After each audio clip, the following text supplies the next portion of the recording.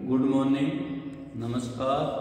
Gurugram degree college चक 5 BLM Shri Vijayanagar की इस online class में आप सभी का हार्दिक स्वागत, अभिनंदन। मैं ओम प्रकाश मेहरा।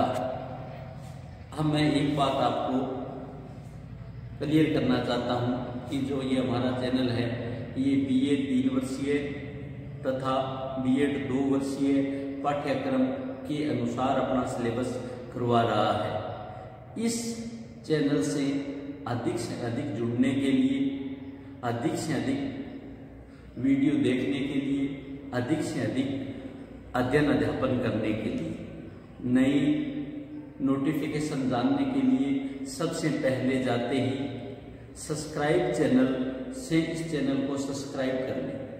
ध्यान रखें, सबसे पहले जाते ही हमें सब्सक्राइब बटन को क्लिक करना है ताकि हमारा चैनल सब्सक्राइब हो जाए और सब्सक्राइब होते ही जो ही नया वीडियो डालेंगे उस वीडियो का नोटिफिकेशन आपके पास आ जाएगा।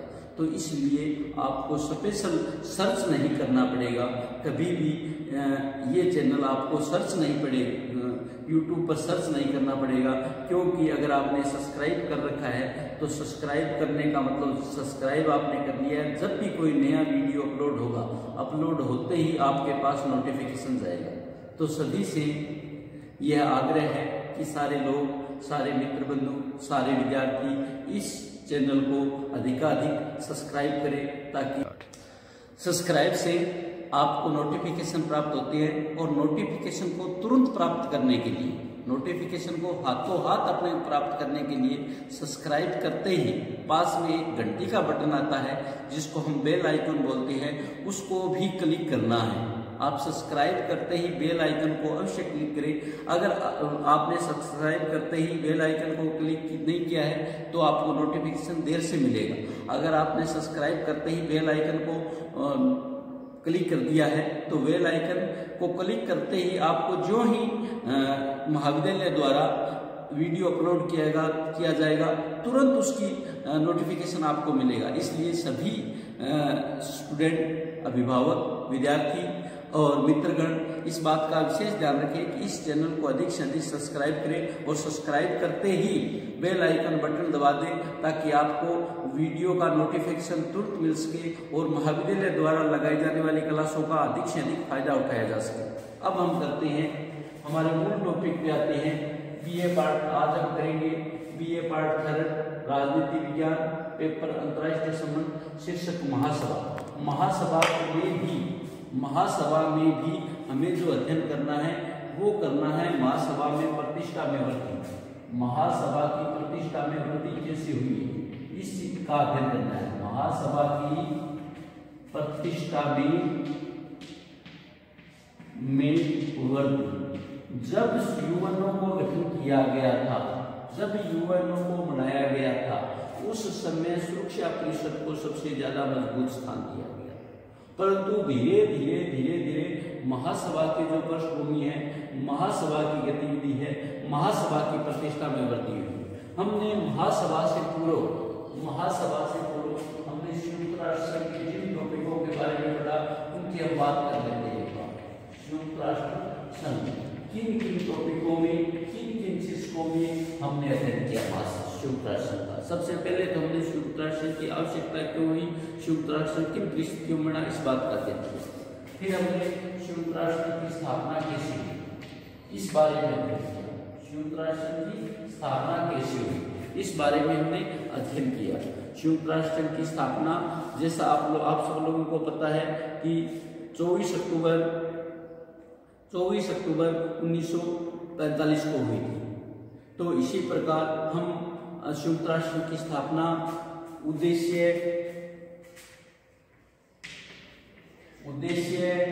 सिद्धांत, हमने इनके उद्देश्य क्या है इस बात का भी अध्ययन किया, सिद्धांत क्या है इस बात का भी अध्ययन किया। संयुक्त राष्ट्र का बजट में किस प्रकार से पारित होता है, बजट कौन पारित करता है, कौन प्रस्तुत करता है, बजट की राशि कहाँ से आती है, किसको कितनी दी जाती है, इस बारे में भी अध्ययन किया। संयुक्त राष्ट्र की आधिकारिक भाषाएं कौन कौन सी हैं इस बारे में भी हमने अध्ययन किया। फिर हमारा आया था संयुक्त राष्ट्र की सदस्यता। संयुक्त राष्ट्र संघ की सदस्यता किनको दी जाती है? संयुक्त राष्ट्र संघ सदस्यता किनको दी जाती है? इस बारे में भी सदस्य कौन बन सकता है, इस बारे में भी हमने अध्ययन किया। सदस्यता में हमने किया निलंबन किस आधार पर होता है, सदस्यता का निलंबन कैसे किया जा सकता है। दूसरा हमने पढ़ा सदस्यता का प्रत्याहरण, कोई आदमी छोड़ सकता है, कोई देश नहीं छोड़ सकता है, प्रत्याहरण। फिर हमने संयुक्त राष्ट्र संघ की सदस्यता के बारे में प्रत्याहरण, निलंबन और फिर विवादास्पद प्रश्न।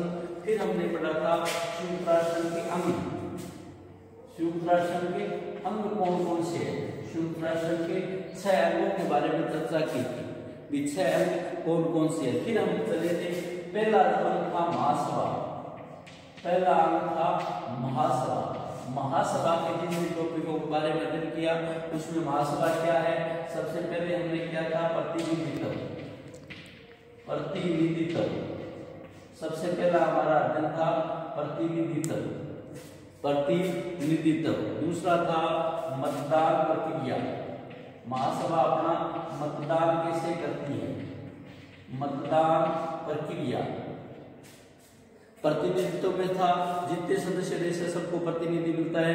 वहां जब महासभा की बैठक होती है, महासभा का अधिवेशन चलता है, तो उसमें एक देश के 5 लोग भाग ले सकते हैं, किंतु वोट का अधिकार एक को ही होता है। फिर हमने देखा था महासभा का चार्टर क्या है, यानी उनके कार्य कौन कौन से हैं। फिर हमने देखा था चार्टर में हमने 8 प्रश्नों की बात की थी कि महासभा कौन कौन से कार्य करती है। फिर हमने अधिकार और कर्तव्य की बात की थी, महासभा के अधिकार और कर्तव्य, अधिकार एवं कर्तव्य, इनमें हमने 2 प्रकार के कार्यों की बात की थी, एक तो ऐच्छिक कार्य, दूसरे अनिवार्य कार्य। इसी प्रकार हमने नेक्स्ट जो किया था महासभा की समितियां, महासभा किन किन समितियों द्वारा अपना कार्य कराती है, महासभा की समितियां। फिर हमने अध्ययन किया था महासभा का अधिवेशन। महासभा का अधिवेशन जैसा मैंने बताया था सितंबर माह से लेकर दिसंबर तक महासभा का अधिवेशन चलता है। प्रत्येक वर्ष सितंबर के दूसरे मंगलवार से लेकर क्रिसमस तक महासभा का अधिवेशन होता है। फिर हमने 2 चीजें महत्वपूर्ण की थी अध्ययन, ये दोनों चीजें महासभा की गतिविधियों को अपना महत्वपूर्ण स्थान प्राप्त करती है। एक तो शांति के लिए एकता प्रस्ताव, शांति के लिए एकता प्रस्ताव। अब ये शांति के लिए एकता प्रस्ताव क्या चीज है, ये बड़ा महत्वपूर्ण प्रश्न है। ये शांति के लिए एकता प्रस्ताव कब आया, शुरू में क्या हुआ, 1950 से पहले संयुक्त राष्ट्र संघ सुरक्षा परिषद की हर बैठकों का बहिष्कार कर रहा था। सुरक्षा परिषद हर बैठकों का बहिष्कार कर रहा था, सहयोगात्मक रवैया नहीं दे रहा था। इसलिए विश्व के बाकी जो देश थे, संयुक्त राष्ट्र संघ के बाकी जो देश थे, उन्होंने एक समिति बनाने की बात की, एक प्रस्ताव बनाने की बात की, जिसमें यह निश्चित किया कि हम सब लोग विश्व के एक है। और उसने साम्यवादी उत्तरी कोरिया और चीन के मामले में साम्यवादी चाइना के खिलाफ कार्रवाई की। अब इसमें कुछ धाराएं निर्धारित की थी, 5 उन धाराओं के तहत ये काम करती है, जिसमें 14 सदस्यीय कमेटी बनती है जो सिफारिश देती है, उसके आधार पर काम करते हैं। दूसरा था छोटी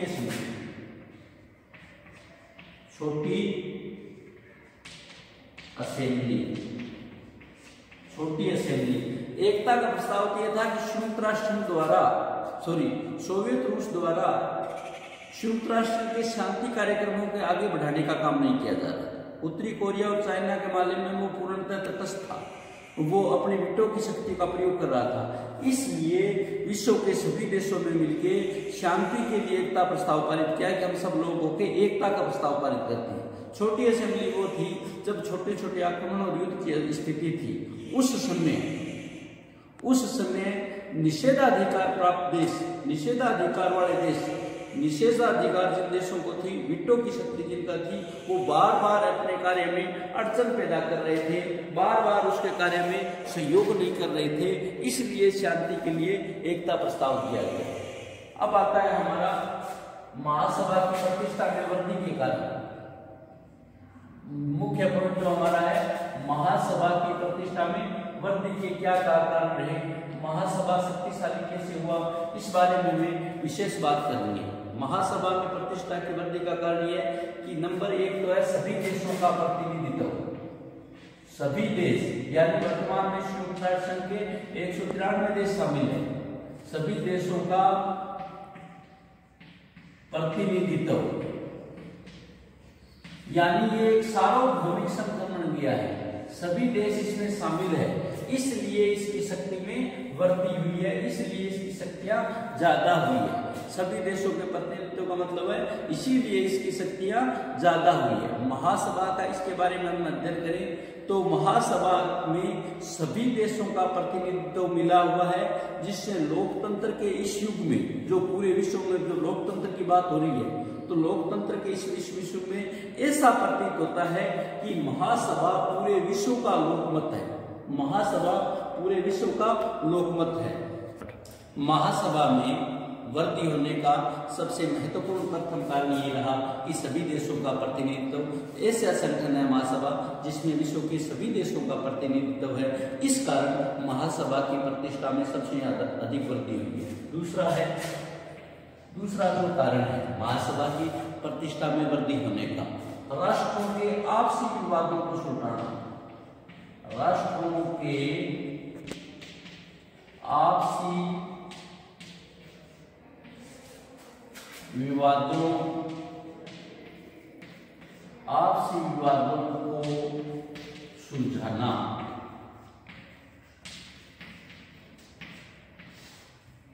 महासभा के आपसी विवादों को सुलझाना। महासभा क्या करती है, जो विश्व के दूसरे देशों में आपसी विवाद हो, उन विवादों को प्रस्ताव करने के लिए, उन विवादों को सुलझाने के लिए, चाहे शांति के लिए एकता प्रस्ताव पारित किया है, चाहे छोटी असेंबली पारित की है, चाहे अन्य कोई तरीका अपनाया है, चाहे कोई दूसरा प्रस्ताव पारित किया है, राज्यों को आपसी विवादों को दूर करने के लिए महासभा द्वारा प्रस्ताव पारित किए गए और उनका असाधारण महत्व है, जिससे उनकी शक्ति और प्रभाव में भी वृद्धि हो रही है। तीसरा है सुरक्षा परिषद का निषेधाधिकार बार बार प्रयोग। सुरक्षा परिषद द्वारा निषेधाधिकार का बार बार प्रयोग। वैसे संयुक्त राष्ट्र का गठन किया गया था तो सुरक्षा परिषद के 5 सदस्यों को वीटो की शक्ति दी गई थी और सुरक्षा परिषद को सबसे ज्यादा प्रभावशाली संगठन बनाया गया था, परंतु सुरक्षा परिषद द्वारा बार बार निषेधाधिकार का अनाधिकृत प्रयोग करने के कारण, निषेधाधिकार का बार बार प्रयोग किया, उससे महासभा ने महत्वपूर्ण भूमिका निभाई। महासभा को अपना कार्य करने में महत्वपूर्ण स्थान मिला। निषेधाधिकार के प्रयोग से उत्पन्न जो गतिरोध था उसको दूर करने के लिए छोटी असेंबली ने बनाई गई। जब महासभा में बार बार प्रयोग किया गया तो छोटी असेंबली बनाई गई, शांति के लिए एकता प्रस्ताव पारित किया गया। इन दोनों घटनाओं से महासभा की प्रतिष्ठा में अभूतपूर्व वृद्धि हुई। महासभा ने 2 कानून हैं, छोटी असेंबली से और शांति के लिए एकता प्रस्ताव से। अब नेक्स्ट पॉइंट है सार्वदेशिक संस्था।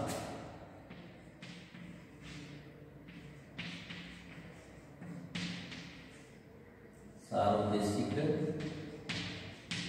संस्था महासभा की प्रतिष्ठा में इसलिए भी वृद्धि हुई है कि ये सभी देशों की संस्था, सभी देशों ने इसे स्वीकार किया, सभी देशों ने इसे इसकी शर्तों का माना है।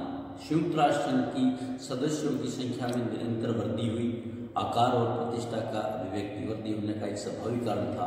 संयुक्त राष्ट्र संघ की महासभा में शुरू में 51 सदस्य थे और वर्तमान में इसके सदस्यों की संख्या 193 हो गई है, जिससे यह स्पष्ट है कि संयुक्त राष्ट्र संघ विश्व की एक सार्वदेशिक संस्था है। नंबर 5 है विश्व का उन्मुक्त अंतःकरण। विश्व का उन्मुक्त अंतःकरण। विश्व का उन्मुक्त अंतःकरण। उन्मुक्त अंतःकरण यह कहा जाता है कि विश्व की जो सारी समस्या है उसका ये सोल्यूशन करता है, सारी समस्याओं का हल करता है, चाहे वो अनुगम हो, चाहे मानवीय कल्याण की बातें हो, चाहे मानव के लिए भोजन की व्यवस्था हो, चाहे मानव के लिए शिक्षा की व्यवस्था हो, चाहे कपड़ा आवास की व्यवस्था हो, सभी समस्याओं का विचार करता है और सिफारिश करता है। एशिया और अफ्रीका के नवोदित राष्ट्रों द्वारा इसकी कार्यवाहियों में बड़ी आशावादी दृष्टि से देखा जाता है। जो नए उपनिवेश देश स्वतंत्र हुए हैं वो सभी देश संयुक्त राष्ट्र संघ की महासभा को बड़ी लालायित दृष्टि से देखती है कि हमारी समस्त समस्याओं का निराकरण संयुक्त राष्ट्र संघ द्वारा होगा। नंबर 6 आपातकालीन सेना की नियुक्ति।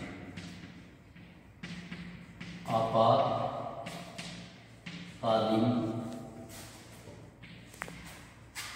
सेना की नियुक्ति।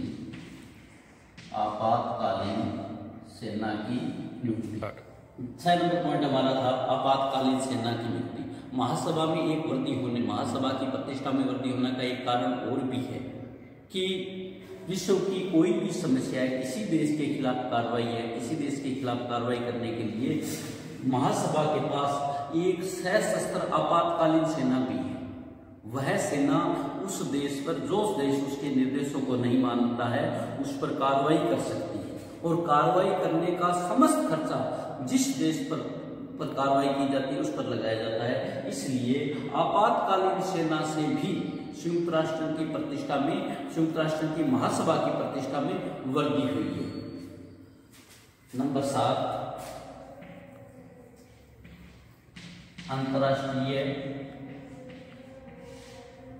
अंतर्राष्ट्रीय सुरक्षा और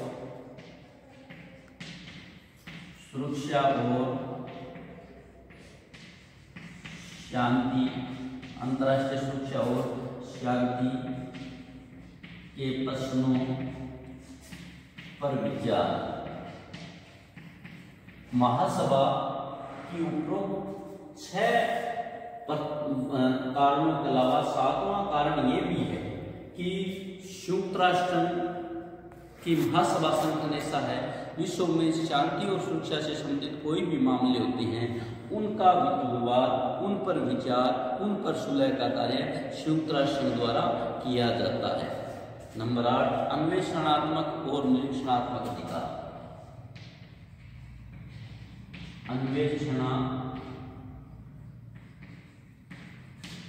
अन्वेषणात्मक और निरीक्षणात्मक अधिकार। संयुक्त राष्ट्र संघ सभी प्रकार के कार्यों का अन्वेषण कर सकता है, निरीक्षण कर सकता है। अन्वेषण और निरीक्षण की शक्तियों के कारण भी उसकी शक्तियों और प्रतिष्ठा में वृद्धि हुई है। उसकी शक्ति और प्रतिष्ठा में वृद्धि हुई है। महासभा द्वारा अन्य अंगों का अन्वेषण किया जाता है, अन्य अंगों का निरीक्षण किया जाता है कि किस प्रकार से वह कार्य करते हैं। नेक्स्ट हमारा पॉइंट आता है महासभा की भूमिका। महासभा की भूमिका। महासभा की क्या भूमिका रही है, या हम इसको बोल सकते हैं मूल्यांकन, या क्या बोल सकते हैं मूल्यांकन। महासभा की भूमिका और मूल्यांकन। महासभा की सभी जो प्रस्ताव है, सभी जो कार्य है, नैतिकता उत्पन्न करते हैं। महासभा को कुछ कार्य इस प्रकार से जिनसे इसकी प्रतिष्ठा में बहुत ज्यादा महत्व हुई है। मुख्य कार्य, महासभा के जो मुख्य कार्य, ऐसे कुछ कार्य है जिनके द्वारा महासभा की प्रतिष्ठा में भी वृद्धि हुई है, महासभा ने उन कार्यों को भी किया है। वो कार्य क्या है? महासभा के विशिष्ट विषय, महासभा के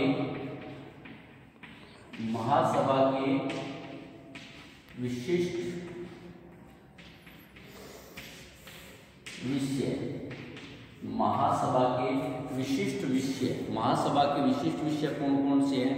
निःशस्त्रीकरण, विश्व को शस्त्र रहित करना, शांति की स्थापना, मानवाधिकारों के गठन के लिए समिति, शिक्षा के लिए कार्य। इस प्रकार के जितने भी समस्त कार्य हैं जो विश्व कल्याण से संबंधित है और निःशस्त्रीकरण से संबंधित है, उन कार्यों का दायित्व महासभा पर डाला गया है। नंबर 2, अंतरराष्ट्रीय सम्मेलन। महासभा का वर्ष में एक बार सम्मेलन होता है। सितंबर के दूसरे सप्ताह से लेकर क्रिसमस तक ये जो अंतर्राष्ट्रीय सम्मेलन है, इस अंतर्राष्ट्रीय सम्मेलन में सारी समस्याओं पर बात की जाती है, सारे विषयों पर विचार किया जाता है। इसलिए अंतर्राष्ट्रीय सम्मेलन भी मुख्य कार्य है। नंबर 3 है संयुक्त राष्ट्र का सचिवालय। संयुक्त राष्ट्र संघ का सचिवालय, संयुक्त राष्ट्र का सचिवालय। संयुक्त राष्ट्र का सचिवालय भी इस दिशा में महत्वपूर्ण कार्य करता है, क्योंकि सारे कार्य संयुक्त राष्ट्र सचिवालय द्वारा किए जाते हैं। सचिवालय को महासचिव होता है, समस्त कर्मचारी होते हैं, सारे प्रकार के कार्य किए जाते हैं, इसलिए सचिवालय मुख्य कार्य करता है। एक बार तो निर्णय लेते हैं, ये जो टॉपिक थे ये तो हमने पूर्व में करवाए जा चुके हैं। अब महासभा की प्रतिष्ठा में वृद्धि का कार्य क्या है? सभी देशों का प्रतिनिधित्व, राष्ट्रों के आपातकालीन विवादों को सुलझाना। नंबर 3 है सुरक्षा राष्ट्र परिषद द्वारा निषेधाधिकार का बार प्रयोग। नंबर 4 है सार्वदेशिक संस्था। नंबर 5 है विश्व का अंतर। नंबर 6 है आपातकालीन सेना की नियुक्ति। नंबर 7 है अंतर्राष्ट्रीय सुरक्षा और शांति के प्रयासों के विचार। और नंबर 8 है अन्वेषणात्मक और निरीक्षणात्मक अधिकार। फिर है महासभा की भूमिका और मूल्यांकन और भूमिका में जो उसके मुख्य कार्य है, ये महत्वपूर्ण भूमिका निभाते हैं। महासभा के विशिष्ट विषय, अंतर्राष्ट्रीय सम्मेलन, संयुक्त राष्ट्र का प्रतिनिधित्व। थैंक यू, धन्यवाद। घर में रहे, सुरक्षित रहे, पढ़ते रहे। हालांकि सरकार ने लॉकडाउन को हटा दिया है, इसलिए सभी लोग कोरोना के नियमों का पालन करते हुए घर से बाहर निकले ताकि अपने दैनिक रोजमर्रा के कार्य हो सके। धन्यवाद।